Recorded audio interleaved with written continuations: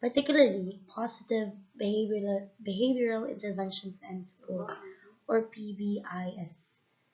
So the main goal of PBIS is to create a positive school climate by promoting good behavior and preventing problem behaviors through proactive strategies, clear expectation, and consistent reinforcement.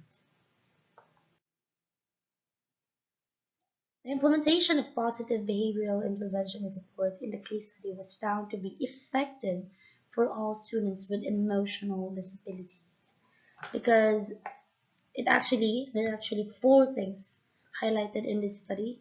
First, it improves students' behavior and academic outcomes.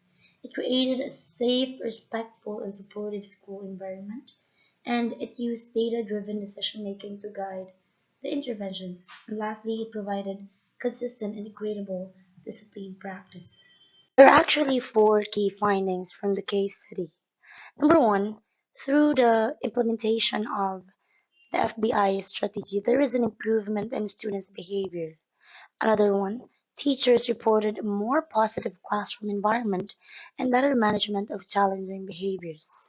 Number three, the school staff collaborated more consistently and expectations for student behavior became clearer and more consistent across settings. The case study highlighted that a structured, tiered approach to behavior helps support students with emotional and behavioral challenges more effectively. Same as the first two case studies, this case study also has its limitation. Its limitation is that the context specific nature of the study limits generalization. The FBIS must be adapted flexibly across settings. This statement means that the findings or result of the study on FBIS might not be applied to schools or contexts because the study was done in specific settings such as particular school, region, or students. So with a given limitation, I have a question to ponder. How can we adopt positive behavioral intervention and support to meet the complex behavioral needs of diverse learners in a regular classroom setting? Again, ponder in this question. We are now down to the final case study. It's actually rooted to the communicative language learning by Charles Curran. And here we see CLL in action in rural classroom. So the case study's title is a case study of communicative language learning and teaching and writing in a rural school environment by Fedora and Almas Daradi by 2019. Here we see CLL in action in a rural classroom. Communicative language learning aligns with humanistic theory and focuses on language as a tool for connection and self-expression.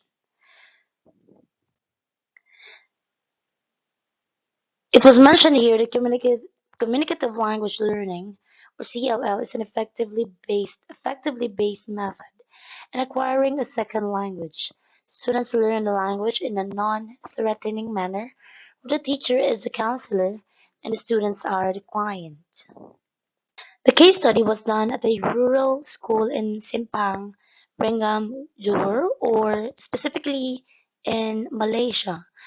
This study aims to identify the effects of using CLL on students' writing skills. And the researchers analyzed 5 essays aside from all the questionnaires. They also analyzed essays from each student and identify if they managed to write throughout the whole year of learning using CLL. In conclusion, CLL in the teaching method applied by the teacher in the teaching of writing. Various guided practices such as sentence chain, dictation, and sequencing were used to provide scaffolding for the students. Although students made grammatical errors in writing, various techniques could be utilized to improve or overcome the challenges. Also, other methods could be applied such as CLT or communicative language teaching to provide rich classroom experience for the students to enhance their experience in learning writing.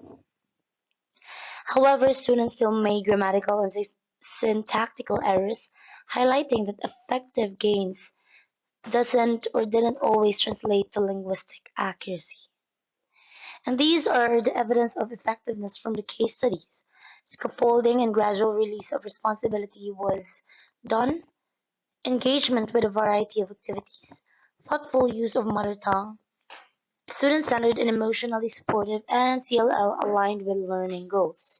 Of course, its limitation was actually mentioned already, that based on the findings, that while communicative language learning can aid generation and reduce anxiety, students still frequently make error in grammar, sentence structure, and vocabulary. Correction, communicative language learning.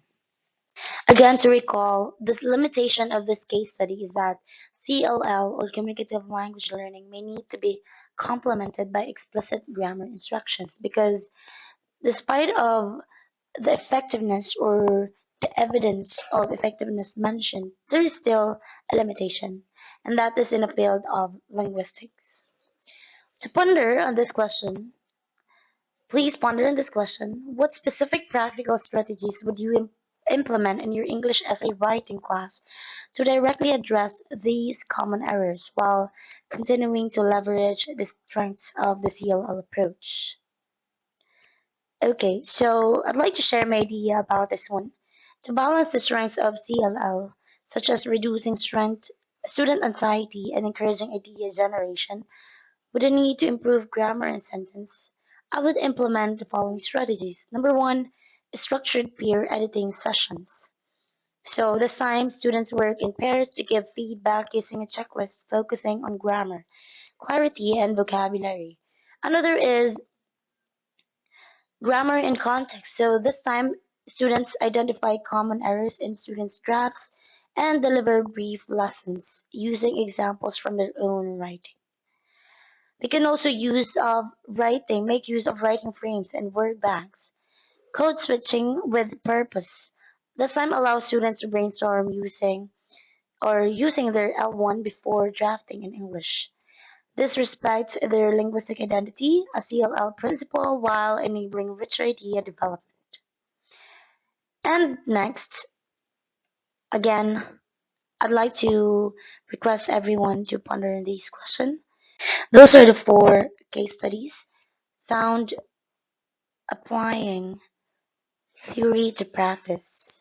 Again, as we wrap up in this exploration of theory to practice, let me just give you this idea that it's important to step back and see the broader landscape we are part of, not just as teachers, but as research informed practitioners.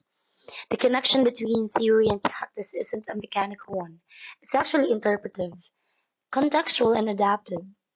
Let me give you five insights that actually emerge from these case studies in our discussion. Number one, teaching is contextual, not prescriptive. The same theory may manifest differently in varied classrooms. For instance, video modeling thrives in structured one-on-one environments, but struggles in noisy, dynamic school settings. This reinforces the idea that we must contextualize theories, not merely implement them. Number two, theories offers lenses, not recipes, whether it's Vygotsky's focus on social mediation or Skinner's reinforcement models. Each theory gives us a lens to interpret student behavior. But lenses, doesn't solve problems. They only help us frame them more clearly.